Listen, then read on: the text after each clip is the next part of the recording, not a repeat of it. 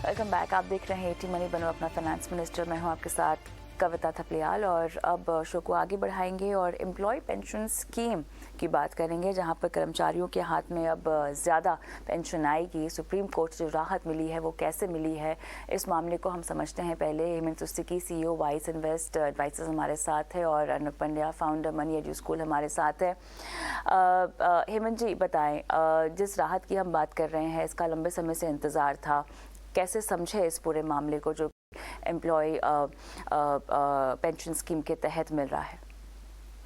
Kavita, I think ये जो supreme court का डिसीजन है वो काफ़ी इंपॉर्टेंट है। जैसा आपने बिल्कुल सही कहा, उसमें काफ़ी फ़र्क पड़ेगा जो पेंशन है, कितनी पेंशन पेंशनर्स को मिलेगी उसके लिए। आई थिंक थोड़ा सा बैकग्राउंड में जाना पड़ेगा। देखिए, जब 1995 में जब पेंशन जो इंट्रोड्यूस हुआ था, और उसके बाद जो पेंशनेबल जो सैलरी की लिमिट थी वो 5,000 रुपये थी, और उसके बाद उसको 1996 में बढ़ा के 6,500 किया था। उसके बाद जो 2014 में जो अमेंडमेंट हुआ, वहाँ पे जो पेंशनेबल सैलरी की जो सीलिंग है उसको बढ़ा के 15,000 किया गया था। और उसी समय पे जो जो भी मेंबर्स थे एज ऑफ 1 सितंबर 2014, उनको ये ऑप्शन दी गई थी कि अगर आप चाहें तो, अगर आप तो जो कंट्रीब्यूशन है आपका पेंशन के लिए, वो आपकी एक्चुअल सैलरी के बेसिस पे हो सकता है, प्रोवाइडेड आपकी जो सैलरी है वो 15,000 की सीलिंग के ऊपर हो। ऑफ कोर्स उसमें दो चीजें थी वहां पे। एक तो ये कहा गया था कि आपको उसके लिए 1.6% का एडिशनल कंट्रीब्यूशन देना पड़ेगा आपको, अगर आप चाहते हैं कि आपके एक्चुअल सैलरी पे आप कंट्रीब्यूट करें तो। दूसरी बात, उसके लिए उनको 6 महीने का समय दिया गया था ये ऑप्ट करने के लिए, और उसके बाद वो एक्सटेंडेबल था फिर से 6 महीने के लिए, जिससे आपको रीजनल प्रोविडेंट फंड कमीशन की अप्रूवल लेनी पड़ती थी। जिन जो पेंशन स्कीम जो मेंबर्स थे, उन्होंने जब ऑप्ट नहीं किया तो ये डीम हो गया कि ये माना गया कि वो इसमें इंटरेस्टेड नहीं थे, वो नहीं चाहते थे कि इसमें हो। तो क्योंकि, और सच्चाई ये है कि उस समय बहुत ही कम जो पेंशन के मेंबर्स थे उन्होंने इसके लिए ऑप्ट किया था। ऑफ कोर्स उसके बाद फिर वो कोर्ट में गए, फिर हाई कोर्ट में, फिर सुप्रीम कोर्ट में। तो सुप्रीम कोर्ट ने जो फैसला अभी दिया है, उन्होंने ये कहा है कि जो भी मेंबर्स थे 1 सितंबर 2014 में, उनको 4 महीने का समय दिया जाएगा ये ऑप्ट करने के लिए कि जो उनकी जो पेंशन का जो कंट्रीब्यूशन है वो उनकी एक्चुअल सैलरी पे हो। तो उसके लिए उनको 4 महीने का समय दिया गया है। इसके अलावा दो इंपॉर्टेंट चीजें और कही गई हैं वहां पे। एक तो ये कहा गया है कि जो इनका जो कंट्रीब्यूशन है, जैसे मैंने कहा कि वो इतने समय के बीच में, और दूसरा उन्होंने ये भी कहा है कि जो एग्जम्प्टेड एस्टेब्लिशमेंट थी, यानी वो एस्टेब्लिशमेंट जो खुद से अपनी पीएफ का पैसा मैनेज करती थी, ऑफ कोर्स ईपीएफओ के सुपरविजन के अंदर, वो भी इस अमेंडमेंट का हिस्सा होंगे। तो आई थिंक ये दो इंपॉर्टेंट चीजें जो हैं, और इसका सीधा सीधा फर्क ये पड़ेगा कि एक तो जैसा उन्होंने कहा कि जो 1.16% का जो कंट्रीब्यूशन देना था वो सुप्रीम कोर्ट ने रद्द कर दिया है। 4 महीने का इनको समय, अगर ये ऑप्ट करें तो जाहिर सी बात है उनकी पेंशन जो है वो बढ़ जाएगी। हेमंत जी, अर्नब जी, किसके हाथ में कितनी पेंशन आएगी अभी? कैलकुलेशन है वो इस तरह होता है कि पेंशनेबल सैलरी मल्टीप्लाइड बाय जितना साल आपने काम किया हो, जिसे पेंशनेबल पीरियड कहते हैं, डिवाइडेड बाय 70। तो ये कैलकुलेशन होता है जिसके आधार पे आपको अपना पेंशन मिलता है। तो ये जो पूरा फिगर है वो इस पे आधारित रहता है कि आप जब रिटायर होने वाले उस समय आपकी सैलरी क्या है। तो उस समय जो आपकी सैलरी होगी, क्योंकि जब कैलकुलेशन होता है तब पिछले 12 महीने का जो आपकी सैलरी है उसके आधार पे ये आपकी पेंशनेबल सैलरी को तय किया जाता है। तो उसके आधार पे और कितना साल आपने काम किया उस पे ये आधारित रहता है कि आपको कितना मिलेगा। लेकिन एक चीज जाननी जरूरी है कि देखिए, जब तक ये कैप था कि आप सिर्फ 15,000 तक ही कैलकुलेट कर सकते हैं, तो उसका मतलब ये था कि इवन कंसिडरिंग कि 35 इयर्स का मैक्सिमम सर्विस पीरियड, आपका जो पेंशन था वो छोटे रकम यानी कि 7,500 पे कैप हो जाता। आज की तारीख में मिनिमम पेंशन 1,000 पर मंथ है। तो इसीलिए ये जो पेंशन की फिगर थी, जब तक आप ये सैलरी को कैप करते हैं तब तक वो एक छोटी रकम ही रहेगी, और इसका मतलब ये होगा कि आपको दूसरे माध्यम की तरफ जाना पड़ेगा अगर आपको एडिक्वेट अमाउंट चाहिए, ताकि आप अपने रिटायरमेंट में एक अच्छा खासा पेंशन ले सकें। हाँ, लेकिन जितनी बढ़ोतरी भी हुई है हेमंत जी, ये कहीं ना कहीं पर्याप्त तो होगी नहीं ना, या इसको काफी मानेंगे? बिल्कुल ठीक है, मैं टोटली एग्री करता हूँ। हाँ, ये इनफैक्ट फर्क पड़ेगा, उनको ज्यादा पेंशन मिलेगी, लेकिन खाली उस पेंशन पे आप अगर ये चाहें कि आपकी जो रिटायरमेंट जो लाइफ है वो पूरी हो जाएगी, वो बिल्कुल नहीं होगी। वो उसका एक छोटा हिस्सा रहेगा। मुझे लगता है किसी भी सैलरीड क्लास के लिए, किसी भी सेल्फ एम्प्लॉयड के लिए जो अपने रिटायरमेंट के लिए प्लान करना चाहते हैं, तो कहीं ना कहीं उसको अलग से प्लान करने की ज़रूरत है। क्योंकि जो आपको पैसा मिलता है प्रोविडेंट फंड का पैसा, वो भी आपके कहीं ना कहीं कंट्रीब्यूट करता है आपकी रेगुलर इनकम में, जिस तरीके से आप उसको इन्वेस्ट करते हैं। बट ये जो पेंशन आती है, ये एक छोटा हिस्सा रहेगा आपकी जो पेंशन के समय पे जो रिक्वायरमेंट होगी। हाँ, उसमें फर्क जरूर पड़ेगा, बट आई टोटली एग्री, उसके ऊपर पूरी तरह से आप डिपेंड नहीं कर सकते। ऑलराइट, चलिए आगे बढ़ते हैं और अगले मुद्दे की ओर बढ़ते हैं, जहां पर हम आपको बताने वाले हैं कि आईपीओ और एनएफओ दोनों में से अगर आप मनी मेकिंग के बारे में कुछ समझना चाहते हैं, या अगर आप वेल्थ क्रिएशन के बारे में पैसे लगाना चाहते हैं, तो क्या आईपीओ और एनएफओ पे आपको दाव लगाना चाहिए? तो सबसे पहले अर्नब जी ये समझाएं हमें कि आईपीओ में कमाई के नुस्खे और कमाई की चाहत बहुत सारे लोगों की होती है, लेकिन क्या वाकई इसका हमें फ़ायदा उठाना चाहिए? क्या वाकई आईपीओ में पैसे लगाने चाहिए? बहुत सारे लोग लगाते हैं और बहुत सारे लोग छोटा मोटा ही सही लेकिन अमाउंट कमा भी लेते हैं। तो वैसे देखा जाए तो कमाई में कोई बुराई तो है नहीं, लेकिन फिर किस तरह के निवेशकों को लगाने चाहिए आईपीओ में पैसे, किस तरह के आईपीओ में लगाने चाहिए? ये सब चीज़ें हैं शायद जिनका आपको अपने आप रिसर्च करके, होमवर्क करके फिर ही अपनी गाढ़ी कमाई लगानी चाहिए। क्या कहेंगे? आईपीओ का मतलब होता है सिंपल टर्म्स की एक इनिशियल पब्लिक ऑफर, यानी कि जो कंपनी आ रही है बाजार में, तब आज की तारीख तक उसके शेयर्स लिस्टेड नहीं थे, यानी कि आपको उसमें निवेश करने की अपॉर्चुनिटी नहीं थी। अब जब कोई नई कंपनी आती है, तो अगर अच्छी कंपनी है तो जरूर आपका एक इंटरेस्ट जागेगा, लेकिन जो आईपीओ की लोग स्ट्रैटेजी बनाते हैं, उसमें आपको ये जानना जरूरी है कि ये स्ट्रैटेजी किस निवेशक के लिए, क्योंकि देखिए काफी सारे लोग क्या करते हैं कि आईपीओ में निवेश क्यों करते हैं, ना इसलिए कि उनको एक अच्छी कंपनी पोर्टफोलियो में शामिल करनी है। वो आईपीओ में सिर्फ इसीलिए निवेश करते हैं क्योंकि उनको जब लिस्टिंग होती है इस कंपनी की, तब जो लिस्टिंग डे या उसके थोड़े दिन बाद जो गेन आता है, जिसे लिस्टिंग डे पॉप कहते हैं, तो उससे फायदा कमाने के लिए लोग निवेश करते हैं। तो उनका अप्रोच इस प्रकार के निवेश में एकदम शॉर्ट टर्म है, और इसीलिए ये इस प्रकार का जो लिस्टिंग गेन आता है वो इसीलिए आता है क्योंकि जब कोई इश्यू में बहुत डिमांड होती है और ये ओवर सब्सक्राइब हो जाता है, तो लॉजिकल बात ये है कि क्योंकि डिमांड ज्यादा है सप्लाई से, तो इसका भाव बढ़ेगा। तो ये भाव जो बढ़ता है, वो ये नेसेसरीली ये नहीं बताता कि कंपनी अच्छी है या उसके फ्यूचर प्रोस्पेक्ट्स कंटिन्यूअसली अच्छे रहेंगे या over a long period of time ये वेल्थ क्रिएटर रहे। लेकिन ये स्ट्रेटेजी आपने जो कहा उसके लिए सही है, जहां पर लोग थोड़ा सा पैसा कमा लेते हैं और फिर निकलकर वो शायद दूसरे आईपीओ में डालते हैं। तो ये एक प्रकार का इन्वेस्टमेंट स्ट्रेटेजी रहती है। लेकिन जो निवेशक वो अपने एक पोर्टफोलियो में एक वेल्थ क्रिएट करना चाहते हैं, उसके लिए भी कई आईपीओ अच्छे हैं, क्योंकि आपको कई सारी अच्छी कंपनियां मिलेंगी जो over a period of time आपका वेल्थ मल्टीप्लाई करके दे। टीसीएस से लेके इंफोसिस से लेके आपके पास कई एग्जाम्पल है। लेकिन उसके लिए आपको शायद सिर्फ आईपीओ में निवेश करने से आपकी बात नहीं बनेगी, क्योंकि देखिए एक रिस्ट्रिक्शन भी ये होता है कि जब छोटा निवेशक आईपीओ में निवेश करता है तो उनको एक सीलिंग आती है, क्योंकि उसके बाद आप एचएनआई कैटेगरी में चले जाते हैं। अब उस सीलिंग में आईपीओ के ओवर सब्सक्रिप्शन में आपको जो अलॉटमेंट होता है वो शायद बहुत कम होगा। तो आपने मान लीजिए एक अच्छी कंपनी देखी है जिसके प्राइस भी आपको वैल्यूएशन अच्छे लगे हो, तो शायद आपको अगर इससे लॉन्ग टर्म वेल्थ बिल्ड करना है तो आगे जाते हुए ओपन मार्केट से भी उसको ऐड करना पड़ेगा, क्योंकि सिर्फ आईपीओ में जो अलॉटमेंट मिलता है वो शायद आपको काफी कम मिले। तो ये एक लॉन्ग टर्म वेल्थ बिल्डिंग की स्ट्रैटेजी होती है।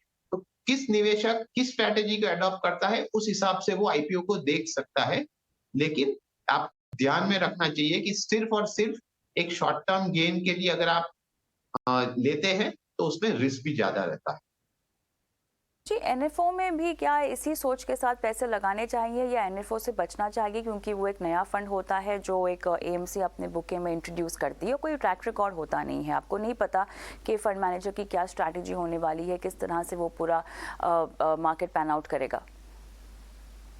कविता, आई थिंक ये बहुत ही इंपॉर्टेंट सवाल है। देखिए, एक समय ऐसा था, हालांकि उसमें काफी कुछ अभी बदलाव आ गए हैं, इन्वेस्टर्स में अवेयरनेस काफी है। एक समय ऐसा था कि एनएफओ को आईपीओ से इक्वेट किया जाता था, बट बेसिक डिफरेंस देखिए, हम जब हम आईपीओ की बात करते हैं तो कंपनी एग्जिस्ट करती है, company may be already profitable है, जो ओनर्स हैं उनके पास इक्विटी है, वो सिर्फ आपको कुछ हिस्सा जो है वो इन्वेस्टर्स को बेच रहे हैं, तो वो एक प्री एग्जिस्टिंग एंटिटी है, वहां पे प्रॉफिटेबल एंटिटी है, मे बी उसका बिजनेस है, आप उसको ट्रैक कर सकते हैं, आप देख सकते हैं। एनएफओ जो है मेरे हिसाब से, देखिए म्यूचुअल फंड में अगर आप ओपन एंडेड फंड की करें तो एक तरीके से वो स्टार्टिंग पॉइंट है। तो होता क्या है, एक एनएफओ पीरियड होता है, उसके बाद कुछ दिनों का गैप होता है, और उसके बाद से फिर आप एनएफओ में एट पार यूनिट्स खरीदते हैं, बाद में आप एनएवी बेस्ड प्राइस के ऊपर यूनिट्स खरीदते हैं। और क्लोज एंडेड में क्या होता है, एनएफओ वही एक समय है जब आप फंड से डायरेक्टली एट पार यूनिट्स ले सकते हैं, उसके बाद आपको अगर लेना है तो सेकेंडरी मार्केट से लेंगे, जो बहुत ही एक एफिशिएंट रास्ता नहीं है यूनिट्स को एक्वायर करने का। तो एनएफओ जो है एक तरीके से एक स्टार्टिंग पॉइंट है। म्यूचुअल फंड्स एनएफओ लॉन्च करते हैं क्योंकि उनको सेबी ने अलाउ किया कुछ कैटेगरीज के फंड लाने के लिए।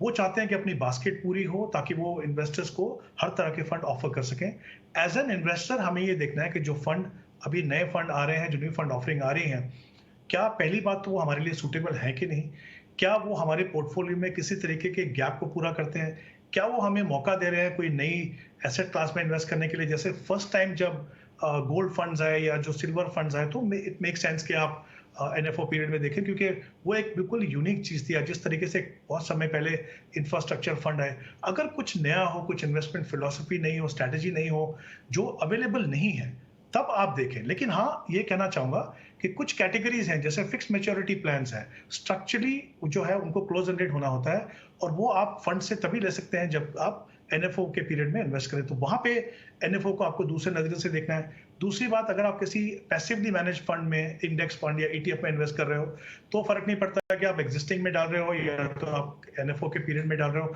हाँ, शायद एग्जिस्टिंग जो है उनमें आप ट्रैकिंग एरर देख पाओगे, बट बाकी in terms of expenses, in terms of expectation of return, वो सब बराबर है। तो आई थिंक इंपॉर्टेंट है समझना कि एनएफओ एक स्टार्टिंग पॉइंट है, क्या आपके लिए वो सूटेबल है कि नहीं, क्या ऐसा फंड ऑलरेडी अवेलेबल है, अगर है तो उनका ट्रैक रिकॉर्ड देके वहां पे जाइए। अगर आपके पोर्टफोलियो में कुछ गैप है, वो फिलअप कर रहा है और वो ऐसी कोई ऑप्शन नहीं है, तभी जैसा मैंने कहा कुछ एक्सेप्शंस हैं जब आप एनएफओ को देखें, अदरवाइज आप वेट कीजिए, ट्रैक रिकॉर्ड बनने दीजिए। ऐसा कभी नहीं होता कि एक फंड आया सिर्फ उसी समय पे उनके पास मौका है, मौका आपको बाद में भी मिलेगा। उनको अपना फंड बनाने दीजिए, देखिए वो कैसे परफॉर्म करते हैं अलग अलग मार्केट कंडीशन में, और उसके बाद फैसला दीजिए कि आप उसको फंड में इन्वेस्ट करना है कि नहीं। ऑलराइट, चलिए, तो यहाँ पर क्या बेहतर है आपके लिए, आईपीओ और एनएफओ दोनों में क्या फ़र्क है, ये हमने समझाया। अब दर्शकों के सवालों की ओर बढ़ेंगे। प्रकाश टाटवानी हमारे साथ फ़ोन लाइन पर हैं। नमस्कार। चलिए, कोशिश करेंगे इनको फिर से संपर्क किया जाए, फ़ोन लाइन नहीं है। ये सवाल अर्णव जी आपके पास है?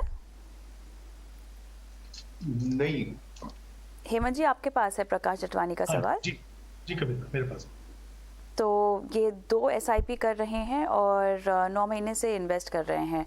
बताएं, एक्सिस ब्लू चिप है और मिरर एसेट का फंड है। ये फ़ोन लाइन पर होते तो इनका फ़ंड का नाम भी हम जान लेते, क्योंकि मिरर एसेट में क्या फ़ंड है इनके पास उसकी जानकारी नहीं है। बहरहाल इंफॉर्मेशन काफ़ी अधूरी है, बताएं। देखिए कविता, इंपॉर्टेंट चीज़ है यहाँ पे, इनके पास समय कितना है, उन्होंने कहा 10 साल का समय है। एसआईपी से इन्वेस्ट करें तो ठीक है, आई थिंक इक्विटी फंड में एसआईपी से इन्वेस्ट करें, एक अच्छी स्ट्रैटेजी है। इनका जो टारगेट है वो 1 करोड़ का है, तो अगर हम 12% के एनुअलाइज रिटर्न मान के चलें, तो उन्होंने पूछा कि कितना पैसा उनको इन्वेस्ट करना होगा, तो करीब 45,000 रुपीज़ उनको इन्वेस्ट करना होगा। लेकिन अगर ये मान लीजिए अपना टाइम होराइजन को 3 साल बढ़ा देते हैं, तो फिर इनके पास अगर ये 28,000 इन्वेस्ट करेंगे तो ये अपने लक्ष्य तक पहुंच पाएंगे। अभी जो इनकी इन्वेस्टमेंट है वो 6,000 है। जैसा आपने बिल्कुल सही कहा, जो एक फंड है एक्सिस ब्लू चिप, वो उसमें बने रह सकते हैं। मिरई का कौन सा फंड है वो पता नहीं, मैं एज्यूम कर रहा हूँ कि शायद क्योंकि एसआईपी से इन्वेस्ट कर रहे हैं, हो सकता है मिरई एसेट इमर्जिंग फंड हो। अगर वो है तो वो भी एक अच्छा फंड है, उसमें आप बने रह सकते हैं। इसके अलावा मैं 3 फंड उनको रिकमेंड कर रहा हूँ। अगर ये एज एंड व्हेन 28,000 तक अगर ये मान के चलूँ कि वो 3 साल से अपना टाइम होराइजन बढ़ाएंगे, तो एक multi cap fund, Nippon India का मल्टी कैप फंड काफ़ी अच्छी परफॉर्मेंस है, 25% तीनों मार्केट सेगमेंट में यहाँ पे इन्वेस्ट होता है, और एक मिड कैप फंड जो कोटक इमर्जिंग फंड ये देख सकते हैं, और तीसरा फंड जो है वो ICICI प्रू का large and mid cap fund, जहाँ पे 35% मिड कैप और 35% लार्ज कैप है, और बाकी फ्लेक्सिबिलिटी फंड मैनेजर के पास है। तो मुझे लगता है ये 3 फंड अगर अपने पोर्टफोलियो में ऐड करें, पर जैसा मैंने कहा पहले, उनको बहुत इंपॉर्टेंट ये देखना है कि उनके लक्ष्य तक पहुंचने के लिए कितना इन्वेस्टमेंट करना है, फिर उस हिसाब से अपनी प्लान को बनाएं। ऑलराइट, प्रवीण गुप्ता क्या फोन लाइन पर मेरे साथ हैं? प्रवीण जी नमस्कार, आपका सवाल हम ईटी मनी बनो अपना फाइनेंस मिनिस्टर पे ले रहे हैं। 10 साल के लिए डेट म्यूचुअल फंड में हमको 20 लाख इन्वेस्ट करने हैं। हाँ जी, लमसम। सर 10 साल के लिए आप डेट म्यूचुअल फंड में क्यों निवेश करना चाहते हैं? ये चुनाव के पीछे क्या वजह है? My age is 51 and for retirement corps 20 lakh रुपए आपको रिटायरमेंट, मतलब ये वो रकम है जो रिटायरमेंट के बाद आपके काम आएगी, आपके रेगुलर एक्सपेंसेस के लिए, आपकी हर महीने की कमाई के लिए। जी जी। इसके अलावा आपका कोई और निवेश नहीं है? आप अपने टीवी की आवाज बंद करेंगे और मुझसे फोन पर बात करेंगे? इक्विटी फंड में रेगुलर जाता है मैडम, वो अलग है। हाँ। और ये लमसम में और इन्वेस्ट करना चाहता हूँ।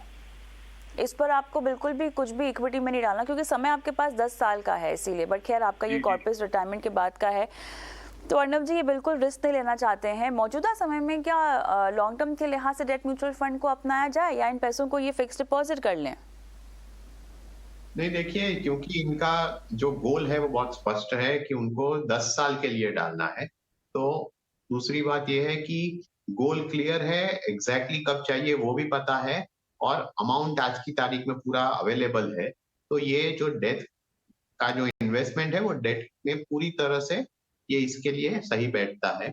अब उनके लिए क्वेश्चन ये है कि आज की तारीख में किस में जाए। मेरा चॉइस ये होगा कि क्योंकि ऐसा नहीं है कि उनको टाइम की कोई कंफ्यूजन है या टाइम में कोई बदलाव है, तो टारगेट मैच्योरिटी फंड्स है आज की तारीख में आपके पास अवेलेबल मार्केट में, जो अगर आप ये 10 साल के लिए एक टारगेट मैच्योरिटी फंड है जो डेट फंड है, जिसके इन्वेस्टमेंट्स एग्जैक्टली जिस टारगेट पे फंड का है उस समय वो मैच्योर हो जाएंगे। तो इसमें क्या होता है कि आपके लिए इन बिटवीन कोई इंटरेस्ट रेट का रिस्क नहीं होता अगर आप मैच्योरिटी तक इसे होल्ड करते हैं। यानी कि इसका मतलब ये है कि जिस समय पर आप इसमें निवेश करते हैं उस समय पे जो यील्ड है वो आप लॉक इन कर देते हैं। तो इनके लिए एक अच्छा समय है, क्योंकि आज की तारीख में ऑलरेडी बाजार में इन्फ्लेशन के चलते हुए, रेट राइज के चलते हुए यील्ड्स ऊपर चले गए हैं। तो ये एक 10 साल का टारगेट मैच्योरिटी फंड, जैसे कि भारत बॉन्ड का ETF है, वो ले सकते हैं और यहाँ पर पूरा ये अमाउंट डाल सकते हैं, जिसमें वो फिर उनको कोई चिंता नहीं रहेगी, क्योंकि उनका यील्ड अगर वो मैच्योरिटी टिप होल्ड करते तो लॉक इन हो जाए। प्रवीण जी कोई सवाल पूछना है आपने अर्णव जी से? जी, इसका लक्ष्मण जी क्या फोन लाइन पर है मेरे साथ? लक्ष्मण, इसका टैक्सेशन बताएंगे? लक्ष्मण एक सेकंड। हाँ बोलिए। यहाँ पे क्या कॉलर्स मिक्स हो गए हैं? लक्ष्मण, आपको मेरी आवाज आ रही है? 23 साल के आप हैं, क्या करते हो? क्या करते हो? हाँ, अभी हम 23 ईयर्स एज है और काम करते हैं। पहली नौकरी है? हाँ बराबर। 20 साल के लिए 3000 और अगले 25 साल तक आपको 3000 की 2 SIP करनी है। हाई रिटर्न वाले म्यूचुअल फंड आपको चाहिए। आप पढ़ते हैं म्यूचुअल फंड के बारे में? ऐसा कर सकते हैं, 10 साल इन्वेस्ट कर सकते हैं, 5000 रुपए या 5500, और उसको 20 साल बाद ले सकते हैं, नो प्रॉब्लम। ओके, निवेश को बढ़ाएंगे भी? निवेश को बढ़ाएंगे लेकिन बाद में, लेकिन अभी फिलहाल तो ये है कि 5500 रुपए 10 ईयर्स तक कर सकते हैं, और उसको बाद में 20 साल में उसको ले सकते हैं। क्या लक्ष्य है आपका जिसके लिए आप ये पैसे इकट्ठा करना चाहते हैं? 20 साल के बाद में कोई एजुकेशन के लिए चाहिए या किसी चीज के लिए, तो उसके लिए अमाउंट कोई फिक्सेड वैसा नहीं है कि जैसे अभी 23 है तो 43-45 में बच्चों के एजुकेशन के लिए या कोई भी काम के लिए चाहिए रहेगा उसके लिए। अभी तो आप शादीशुदा है नहीं ना? नहीं। अच्छा, आप शेयर बाजार में भी लगाते हैं पैसे? नहीं लगाते, तो ये पहला निवेश है ना? बिल्कुल। यस। हेमंत जी बताएं, क्या स्ट्रैटेजी होगी? कविता, आई थिंक 2-3 इंपॉर्टेंट चीजें यहाँ पे। लक्ष्मण 23 ईयर ओल्ड है, तो बहुत अच्छी बात है कि वो इतनी यंग एज में अपनी इन्वेस्टमेंट शुरुआत करना चाहते हैं। मेरा हमेशा मानना है कि जब आप इक्विटी जैसी एसेट क्लास में इन्वेस्ट करते हो, यंग एज में शुरू करते हो, आप कुछ गलतियां भी करते हो तो आप उससे सीखते हो और आप एक बेटर इन्वेस्टर बनते हो, क्योंकि जब तक आप उस स्टेज पे पहुंचते हो कि आपके पास सीरियस मनी हो इन्वेस्ट करने के लिए, तब तक जो अमूमन जो आपका डर रहता है इक्विटी से, वो निकल जाता है। समय इनके पास काफी लंबा है। उन्होंने कहा 20 और 25 साल।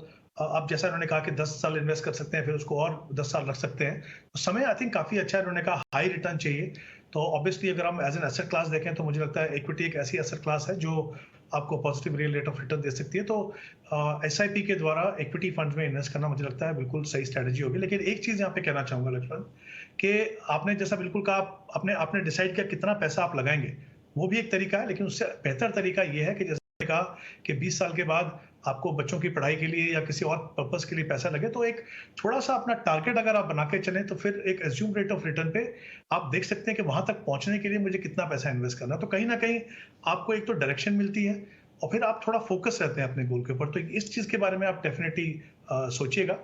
जहां तक फंड्स का सवाल है, मुझे लगता है 2 फंड मैंने ऑलरेडी बात की है, जैसे निपॉन इंडिया का मल्टी कैप फंड और कोटक इमर्जिंग फंड। और तीसरा फंड अगर इन्हें देखना है डिपेंडिंग ऑन कितना पैसा इन्वेस्ट कर रहे हैं, तो एक लार्ज एंड मिड कैटेगरी में, जैसे SBI का लार्ज एंड मिड कैटेगरी, मुझे लगता है ये कैटेगरी बहुत अच्छी है, क्योंकि उसमें एक तो जैसा मैंने कहा कि लार्ज और मिड दोनों में सेगमेंट में होता है, और बायस जो है थोड़ा वो लार्ज कैप पे होता है। तो ये 3 फंड है आपके लिए मेरी रिकमेंडेशन। आप शुरुआत कीजिए, पर जैसा मैंने कहा, कोशिश कीजिए एक अगर आप टारगेट सेट करें और फिर एक एज्यूम रेट ऑफ रिटर्न पे डिसाइड करें कि कितना पैसा आपको वहां तक पहुंचने के लिए इन्वेस्ट करना होगा। और राइट, ये लक्ष्मण को सलाह है, लेकिन अब फटाफट शो समेटने का समय भी आ गया है। निवेश के गुरु मंत्र की ओर हम रुक कर लेते हैं।